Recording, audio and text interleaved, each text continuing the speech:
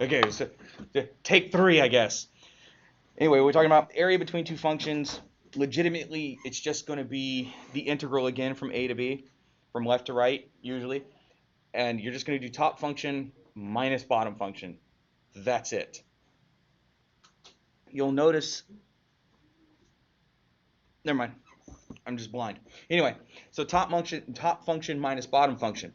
Does that mean that over your entire let's just say domain for the limits of integration, does that mean that one of them is always above the other one's always below on the bottom? No, actually, it doesn't imply that at all.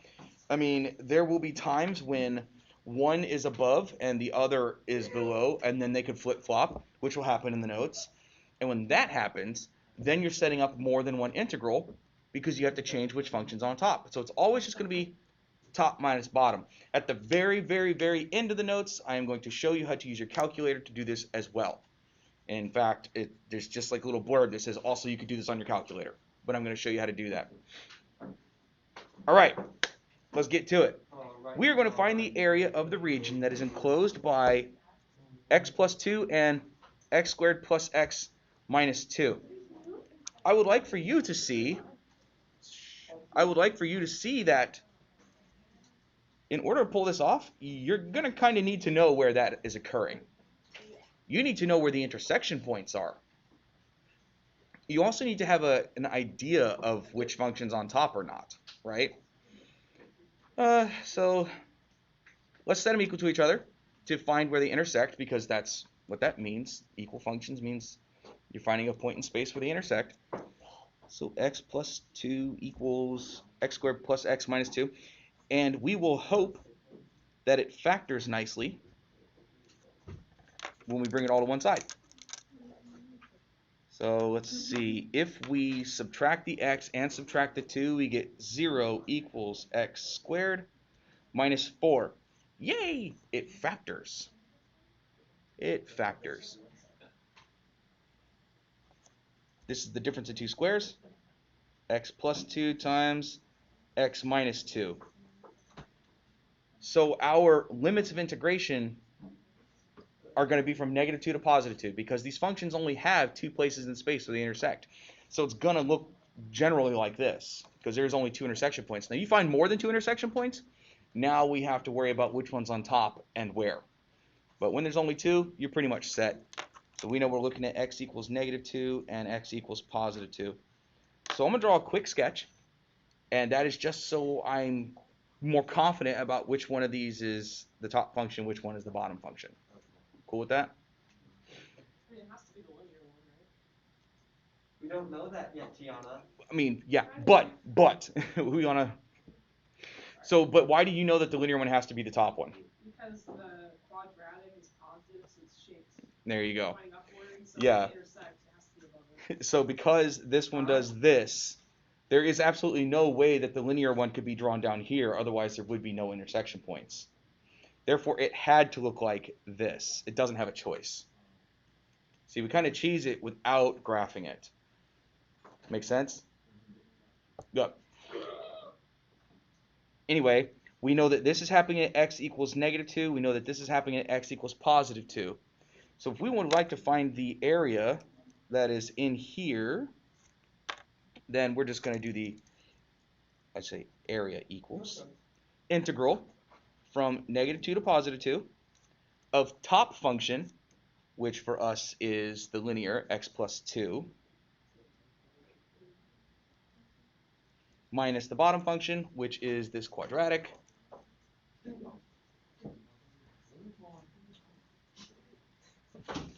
dx.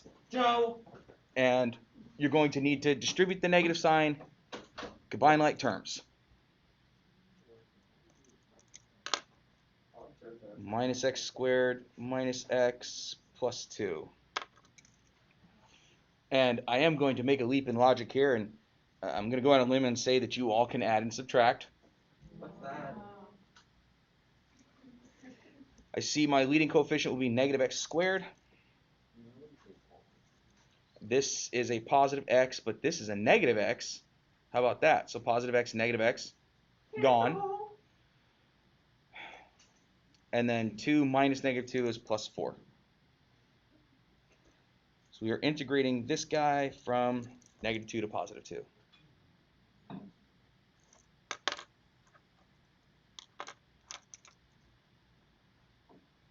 Give the pink pen some action. This exponent has to creep up to become a 3, which means we need its reciprocal in the front, a 1/3, but that negative sign didn't go anywhere, so negative 1/3. And this 4 just becomes a 4x. And we are evaluating this thing from negative 2 to positive 2. And I guess technically I should do this. That way we understand that I'm evaluating both functions for positive 2 and negative 2. Just trying to figure out what color I wanted to write in. True. Plugging in this 2 here, because remember it's always going to be top minus bottom, end minus beginning, is going to give me negative 8/3 plus 8. Now I have to subtract what I get when I evaluate for negative 2. Cubing a negative gives you a negative. And then these two negatives will make a positive. So it's going to give me positive 8/3 minus 8. So what we actually get here is negative 8/3 plus 8 minus 8/3 plus 8. I plugged in both of them. This is me plugging in positive 2. This is me plugging in negative 2. Equals Negative 16/3 plus 16.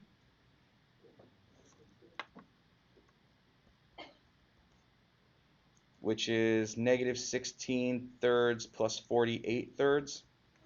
Is that 32 over 3? Yeah. And there it is, 32/3. Yay! 32/3. What's We that? had 10 and 2/3, yes it is. We had 48 birds. We had 16 hunters. They killed 16 birds. So now we only got 32 birds. Questions, comments, concerns on that one? That's how I did It's it. good for note taking. No? We're good on this? Did we do notes yesterday? We went over the test. Oh, that's right. I was going to say, I don't remember making a video yesterday. That's why. Okay. Alrighty, then we'll flip it over and do some of everybody's favorite. That's right. Trigonometry, baby. That's what's up. After this, you should do a whole spring class. What's that? After this, you should do a whole spring class. After this, We have one more unit of calculus to do, and then I'm going to move over to trig. The last unit is the applications of calculus. So what good is the derivative and the integral for us? Wait, we're going back over to trig. We need to. Yes, the trig skills in this room are I love trig. evaluating, graphing, yeah, I don't remember. all the stuff you learned 2 years ago. Yeah. Don't pull it out. Yes. Don't pull it out. Okay, what we need to know in order to pull this off is, oh, and I know it's really, really faded, but that is an A and that is a B. I know that's hard to see. I'm very sorry about that. We will have to figure out where those 2 points are. But before we do that, since we have a picture, we might as well figure out which graph is which. Well, sine waves begin at their midline and go up. So the top one is sine of x. Because it starts at 0 and heads up, that makes the bottom one negative cosine x. There we go. So the area of our region will be found by integrating from a to b of sine x minus negative cosine x. We'll get there though. Before I do that, I would like to figure out where points A and B are. Need to figure out what our limits of integration are. Okay, well, we need to figure out where they're equal to each other. So where is sine of x equal negative cosine of x? Oh boy. Oh boy. Be honest with you, the way it sits, not insanely easy. But with a little bit of manipulation, it's not that bad. Because if you divide both sides by cosine of x, if you divide both sides by cosine, sine over cosine is tangent. So what we have now is tangent of x equals -1. See, we do still need to be able to evaluate trigonometry to pull off questions like this. Yes, they're on the test. Tangent is negative in 2 quadrants. It had better be in 2 places because, well, there's 2 intersection points. We just need to know where those are. You go, okay, well, where could tangent be negative?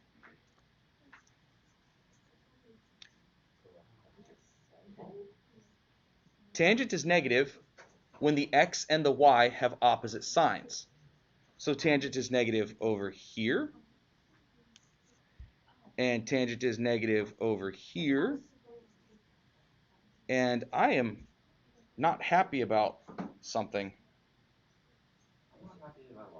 This should have been a symmetric image.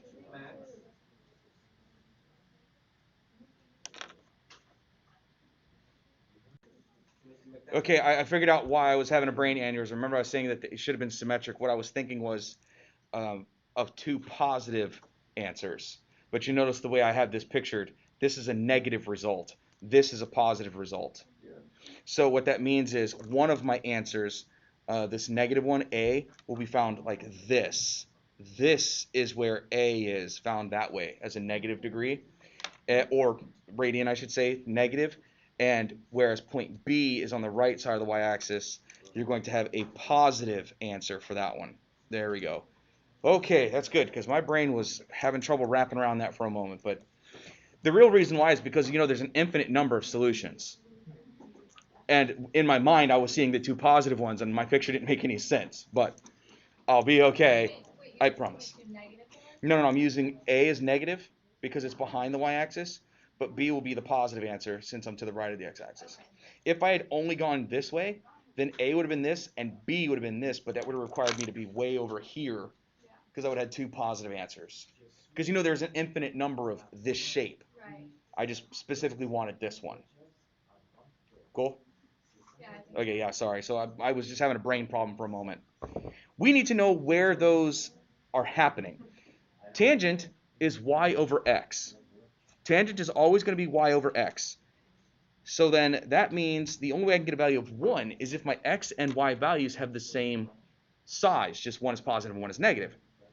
So like 1 and 1. Here y is positive, x is negative. Here x is positive, y is negative. And the only way that you can get a triangle, a right triangle that's isosceles, is if it's a 45, 45, 90 triangle, which is pi over 4 radians. The square root of 2 would have been the hypotenuse. Yeah.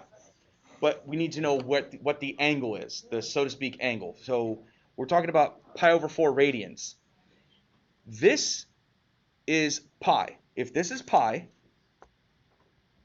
then this is a pi over 4 before you get to pi.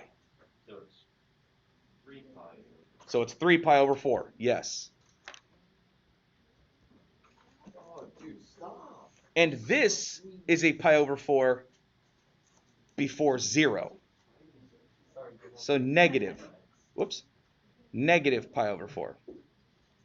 That's a straight mark, like that. These on the 1 part, like where it's negative, like tangent equals -1. Yeah, tangent equals -1. Oh, yeah, I know, because you just, okay, I got it. Because Opposite over adjacent. yeah, y over x. Okay. But yes, opposite over adjacent, but y over x is more powerful. Okay. But yeah, so there it is. That means our area will be found by evaluating the integral from negative pi over 4 to positive 3 pi over 4 of top minus bottom. But if you say sine of x minus negative cosine of x, what you're actually saying is sine of x plus cosine of x dx. How did you establish that sine was on top? Just because we know that sine starts, since it's just a parent function, it starts at the origin and goes up. Okay, perfect. Because sine looks like this Yeah. generally, whereas cosine looks like this. Yeah. That's the only reason why, because I'm doing sine of x minus negative cosine x, which is why I'm getting a positive. You know, they're going to hear more of you in the freaking video than me. So we're going to integrate these. Not take the derivative. We're going to integrate, which is the opposite of that. So for that, you have to say sine is the derivative of negative cosine. There we go. And cosine is the derivative of sine. Yes? Yes, Mark? Okay.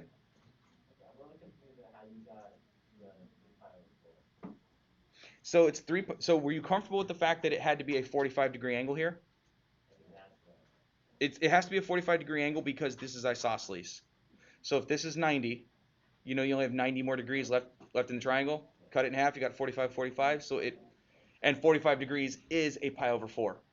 So this being pi, you do pi minus pi over 4, puts you at 3 pi over 4. Better? Cool.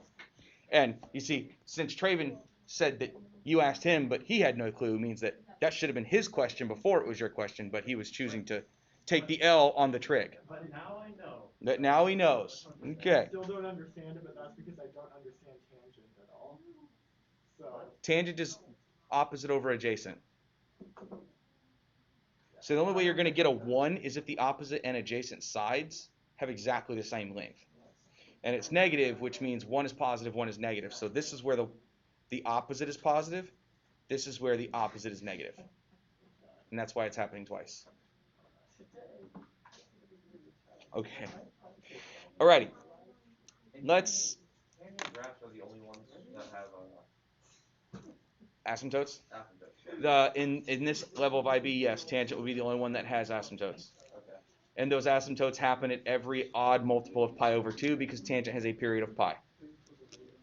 Anywho, let's plug them in.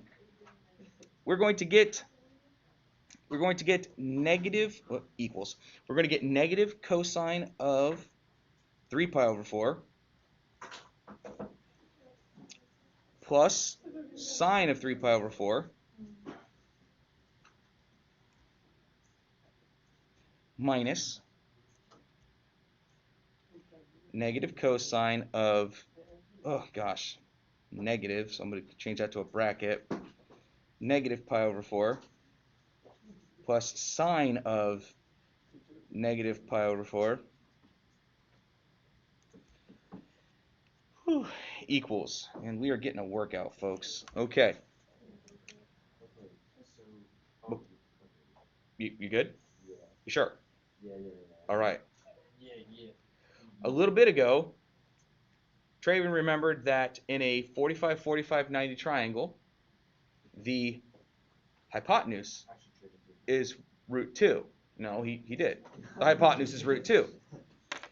That is going to come into play now. Okay? So let me come back up to this picture. Now I'm wishing I'd drawn it a little bit larger, but I'm going to throw a positive root 2 on both of my hypotenuses. Hypotenuse?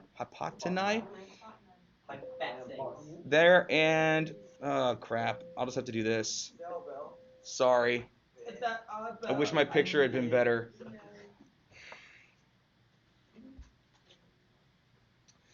Anyway, the reason why is because I can evaluate sine and cosine in these two triangles. SOHCAHTOA, sine opposite over hypotenuse, cosine adjacent over hypotenuse. And what we got here because of tangent being opposite over adjacent. But anyway, we're going to be using cosine and sine. So in this picture, here's the negative symbol. That's right there. Cosine at 3 pi over 4 is cosine right here. Cosine right here, adjacent or x over hypotenuse or r. X over r, adjacent over hypotenuse, negative 1 over root 2.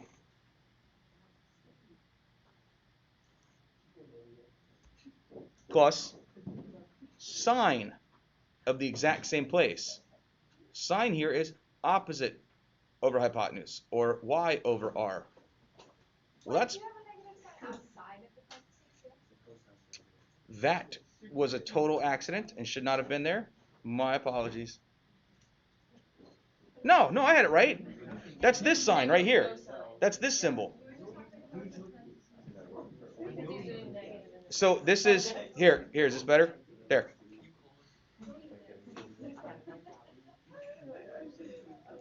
This is this. This is this. Cosine 3 pi over 4 is negative 1 over root 2. Okay. And then sine at 3 pi over 4 is 1 over root 2.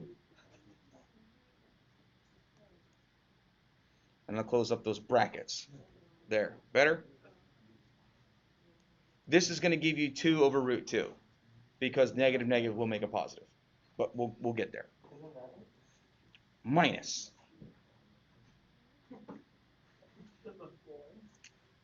Bracket. Negative. And I'll evaluate cosine at negative pi over 4. That's cosine right here. I know, I'm sorry. It's because I'm trying to keep this picture and what I'm writing in the same place. I could zoom out, but then it'll get really small. And I figure if I moved it up and down, people might get seasick. Anyway, cosine here is adjacent over hypotenuse, 1 over root 2. Then plus, and sine here is opposite over hypotenuse, or negative 1 over root 2.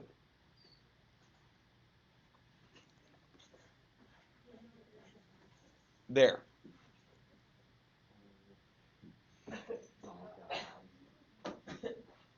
First set of parentheses, negative negative makes positive. This gives me 2 over root 2. Second set of parentheses, this is negative 2 over root 2 minus. So minus negative 2 over root 2. 4 over root 2 is the answer.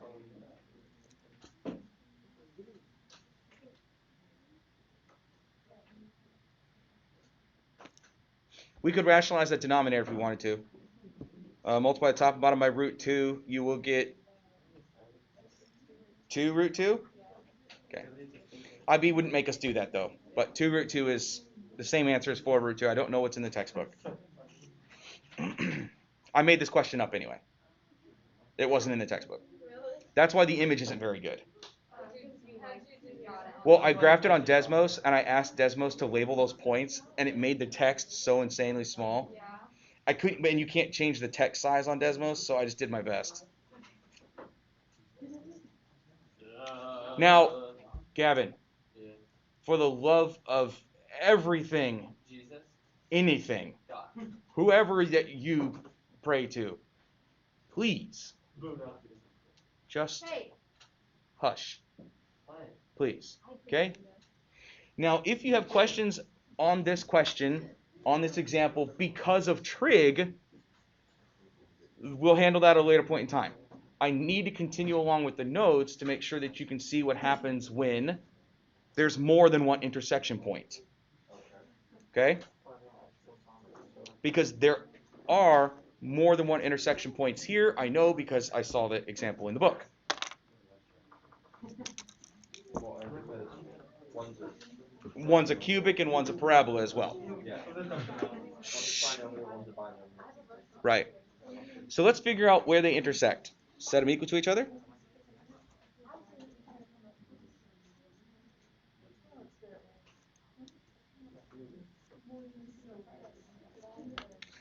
And if we bring everything to the left, we should end up with a cubic that factors quite easily.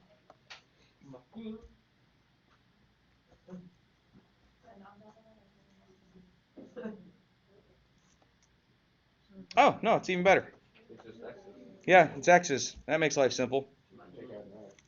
Yep, so we have an x as a GCF.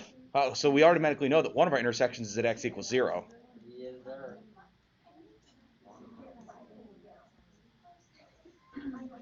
Yes, ma'am.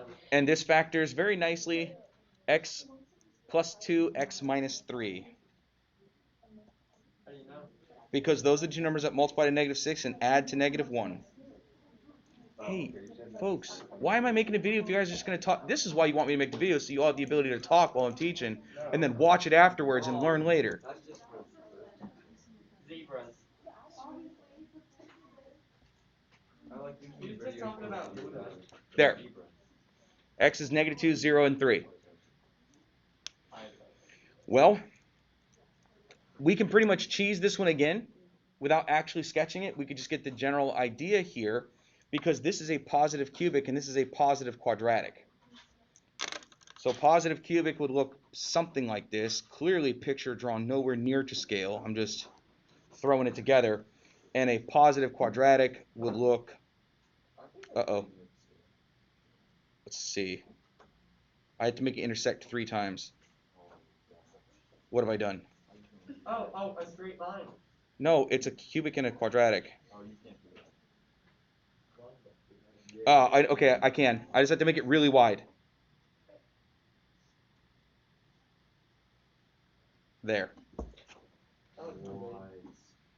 Because we have a positive cubic and a positive quadratic, that's the only way you can get 3 intersections is like that.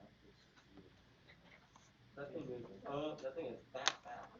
I'm trying to find the area between them. And we're going to find the area that's enclosed by the 2 graphs. That's So all it's 2 different regions because two regions. here and here, whichever one's on top has switched places. So this is going to happen at x equals negative 2. This is going to happen at x equals 0, and this will happen at x equals 3. There we go. So hopefully I have enough space. The cubic from negative 2 to 0 is on top. So the total area is going to be the integral from negative 2 to 0 of cubic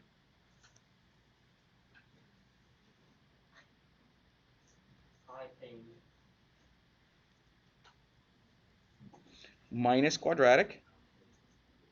Uh-oh, my math is going to have to get real skinny real fast. Me.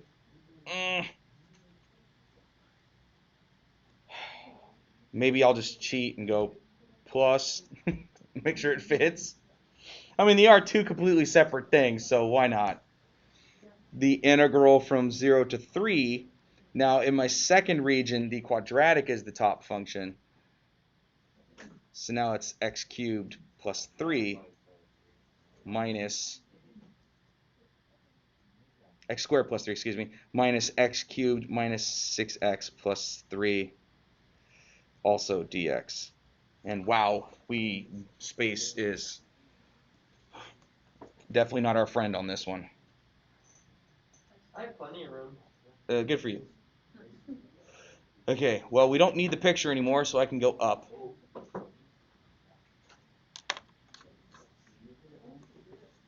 What's that?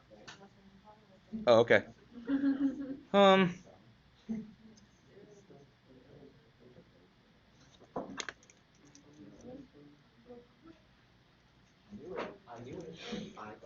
So what is this going to give me? Integral negative 2 to 0. I'm going to have to write really small here. X cubed minus x squared minus 6x minus 3. Nope. Just like that. Dx. Oh, duh. That's what we did way up here at the top. And then plus integral from 0 to 3. This time it's going to be negative. And you know what it should happen is all these symbols should just switch, right? Yeah. So it should just be negative x to the third plus x squared plus 6x.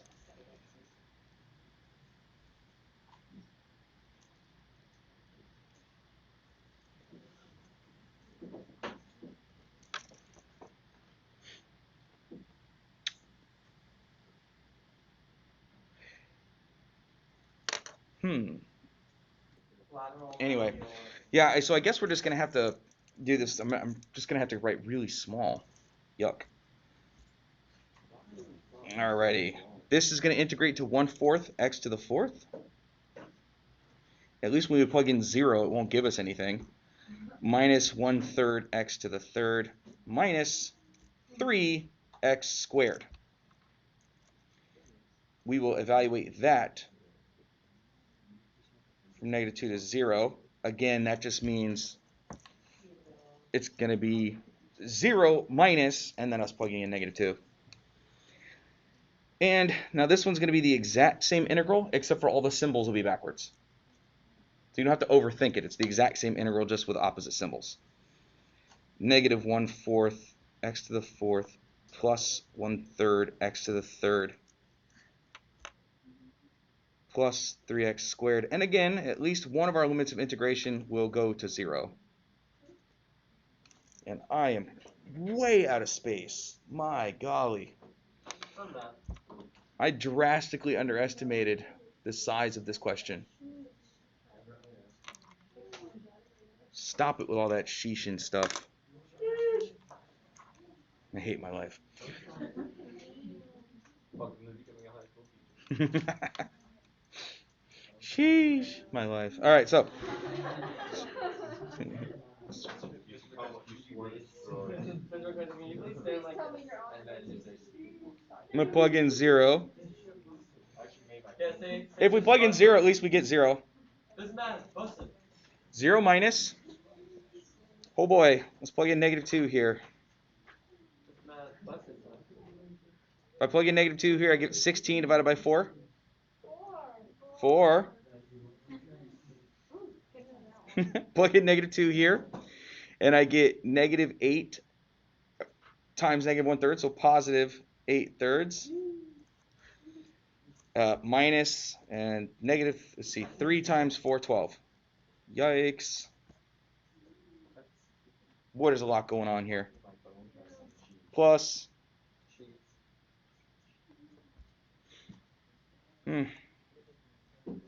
let's throw a 3 in here. 3 to the fourth is a big number. It's 81, so -81 over 4. Plus, well, 27 over 3 is just 9. Plus 9 times 3, 27. And I would write -0, but it's not going to do anything, so I'm not even going to bother. Guys, cool with that? Good. Are you guys all right with me not writing -0? Because when I plug in 0, it all goes away? Awesome. And I am not even going to attempt. 253 over 12. That's pretty 253 over 12 is what it comes out to be? I'll be chilling. All right, thank you. If he's homosexual. If I'm a homosexual. Because she can move faster than me because she doesn't have to explain what she's doing. 253 over 12? Okay, I'm out of space. 253 over. Is what going to end? It's done. Yay! Now, hold on. I need a graphing calculator out anyway, because now I'm going to show you how to do this on your graphing calculator. It's just gonna be. Remember I told you that you can do the absolute value when you have a function below the x-axis and it'll bounce that stuff above the x-axis? Imagine that when they switch places, it has gone below, quote unquote, the x-axis. So if you were to integrate the absolute value of the difference, you will get the correct answer. So math, Fn integral is 9, so math 9. Now we will go from -2 to +3, combined to a single integral, -2 to +3, but you have to go to math, number, absolute value. And we will just do one minus the other. It actually really doesn't matter. So we'll just do the cubic minus the quadratic. X raised to the third minus 6x plus 3. I'm going to close those parentheses and open and then subtract and open another set of parentheses, x squared plus 3, close your parentheses, close the absolute values, type in x, Why do you get the absolute value for it? Because the absolute value, okay, remember when we were talking about derivative integrals and the spaces below the x-axis? Yeah. The absolute value would bounce that area to above the x-axis, correct? Imagine, just for a moment, this is kind of why this works, that our parabola for this one was our x-axis. To the left region, x to the third was above, but the right region, x to the third, is below. The cubic is above and below. So this will force the cubic one to always be on top. And then we'll give you the answer. Just thinking it's stones off. Now, the real question is that 253 divided by 12? Yes, it is. Perfect science. Saved by the bell. It's slightly